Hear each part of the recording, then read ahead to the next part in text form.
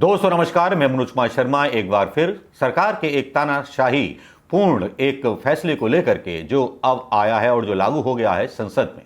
जी हाँ, लेकिन उस फैसले की बात करने से पहले हम बात करेंगे देश में उन 2014 के चुनावों की, जिसमें महान असंसदीय प्रणालियों का काफ़ी बुरी तरह से तहस नहस कर दिया गया था। उन सारे सारी बाधाओं को पार कर दिया गया था। असंसदीय भाषा का उपयोग किया गया था। भाषणों में जिस तरह से छिछालेदारी की गई थी विपक्ष के नेताओं की, जिस तरह से असम्मानजनक जो शब्दों का इस्तेमाल विपक्ष के नेताओं के लिए किया गया था, विपक्ष की नेता सोनिया गांधी के लिए किया गया था, राहुल गांधी के लिए किया गया था, उस समय शायद भारतीय जनता पार्टी सरकार को ये शायद कतई उम्मीद नहीं थी कि आने वाले टाइम में उसको खुद अपने ऊपर लगने वाले इल्जामों के शब्दों को बैन करना पड़ेगा।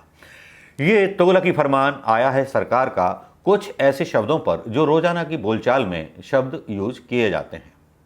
जुमला शब्द का आविष्कार सबसे पहले अमित शाह ने ही किया था, प्रधानमंत्री जी के उस वादे को लेकर के जिसमें उन्होंने कहा था कि 15 लाख रुपए आएंगे। अमित शाह पहले व्यक्ति थे जिन्होंने खुद प्रधानमंत्री जी के इस वाक्य को, इस घोषणा को जुमला कहा था, और इसी के बाद जुमलाबाज नाम के एक शब्द का आविष्कार हुआ जिसने काफी छिछालेदारी प्रधानमंत्री मोदी जी की कराई। अब बात यहीं तक नहीं रुकती।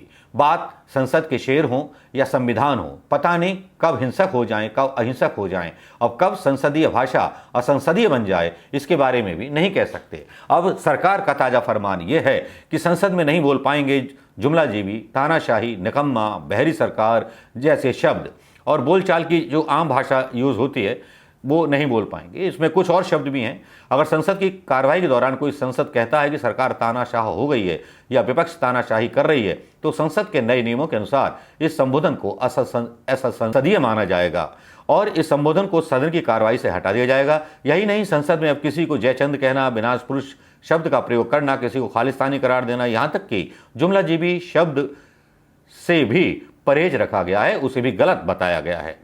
लोकसभा और राज्यसभा में 18 जुलाई से शुरू हुए मानसून सत्र में ये नियम लागू हो जाएंगे। एजेंसी रिपोर्ट के अनुसार लोकसभा सचिवालय द्वारा जारी किए गए नए बुकलेट में कहा गया है कि जुमलाजीवी, बाल बुद्धि, कोविड स्प्रेटर, स्नूप गेट जैसे शब्दों को लोकसभा और राज्यसभा में असंसदीय माना जाएगा। लोकसभा सचिवालय द्वारा जिन शब्दों को असंसदीय बताया गया है वो बेहद सामान्य शब्द हैं और बोलचाल के दौरान धड़ल्ले से प्रयोग किए जाते हैं। इनमें अंग्रेजी के शब्द ashamed, abused, betrayed, corrupt, drama, hypocrisy और इनोसेंट जैसे शब्द भी शामिल हैं। कुछ ऐसे शब्द भी शामिल हैं जिनमें जो है कुछ इतिहास जनक और कुछ मुहावरों के रूप में प्रयुक्त किए जाते हैं, जिसमें है विश्वासघात, भ्रष्ट, शर्मिंदा, नाटक, पाखंड, अक्षम, और साथ में जयचंद, ढिढोरा पीटना, घड़ियाली आंसू, अपमान, गधा, चश्मदीद, धोखा, गुंडागर्दी, पाखंड, अक्षम, भ्रामक, झूठ, असत्य जैसे शब्द भी संसदीय कार्रवाई में निषेध रहेंगे। मतलब किसी ने झूठ बोला है, आपने असत्य कहा था, तो वो भी असंसदीय माना जाएगा, मतलब सदन की कार्रवाई से निकाल दिया जाएगा। गिरगिट, गुंडे, अपमान, असत्य, अहंकार, काला दिन, कालाबाजारी, खरीद फरोख्त भी असंसदीय सूची में आ गया है। भले ही खरीद फरोख्त भारतीय जनता पार्टी के कानून के और संस्कार में सबसे नंबर 1 पर आती हो, लेकिन उसका जिक्र अगर संसद में होता है तो वो असंसदीय माना जाएगा। यानी कि सरकार के किए हुए हर काम को अगर आप उससे जवाबदेही मांगते हैं तो वो आपकी गलती मानी जाएगी, उसको संसद में कहीं भी इस तरह का स्थान नहीं मिलेगा। अब लोगों का जो है सोशल मीडिया पर सवाल उठने लगता है। सवाल उठता है कि विश्व का इतिहास गवाह है कि तानाशाह शब्दों से सबसे अधिक नफरत करते हैं। तानाशाह धारते हुए मुखौटों के पीछे दरअसल डरपोक तानाशाह होते हैं। अब इस तरह की जब चीज़ें आती हैं और जब सामने आता है सरकार का भय, तो ये साफ साफ दिखाई दे जाता है कि सरकार किस तरह से डरी हुई है, किस तरह से बैकफुट पर है।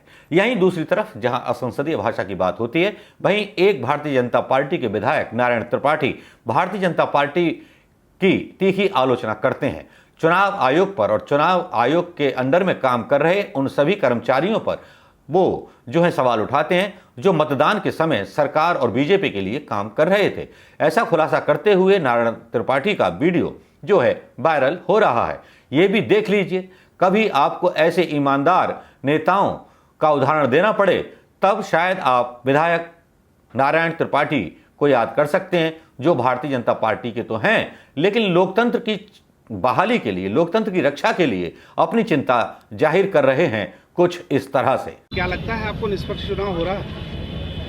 मैं तो कई बार बोल भी चुका कि अब चुनाव नहीं कराना चाहिए। जिस तरह सदन में हाँ की जीत हुई ना की हार हुई, उसी तरह से यहाँ भी सिस्टम लागू कर देना चाहिए कि प्रक्रिया कर दें, औपचारिकताएं पूरी कर दें और सर्टिफिकेट एक दल विशेष को दे दिया जाए।